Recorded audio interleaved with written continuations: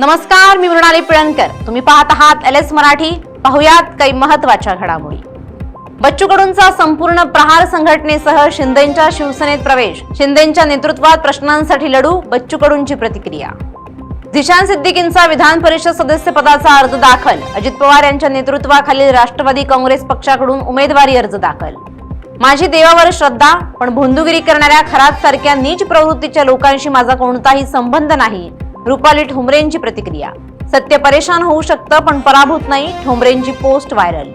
रायगडच्या दिवे आगारमध्ये राष्ट्रवादीच्या तटकरेंना धक्का. विकास आघाडीचे विजय तोडणकर सरपंचपदी विजयी. तटकरे यांच्या हुकुमशाहीला जनतेनं नाकारलं असल्याचं वक्तव्य.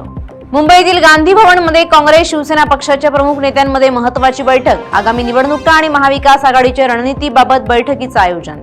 भाईंदरपाडा जमीन वाद चिघळला. विहंग ग्रुपकडून मेहतांना नोटीस. महायुतीत 2 नेते भिडले. सरनाईक विरुद्ध मेहता. अमरावती जिल्हा वकील संघाची निवडणूक. मतदानाला सुरुवात. यशोमती ठाकूर यांनी बजावला मतदानाचा हक्क. मनमाडमध्ये वाहतूक नियमांची पायमल्ली. बंदी असतानाही अवजड वाहनांची घुसखोरी. मीरा भाईंदरमध्ये 23 ड्रग्ज तस्करांना अटक. पोलीस आयुक्त निकेत कौशिक यांच्या आदेशाने राबवलेल्या विशेष मोहिमेत 18 गुन्हे दाखल.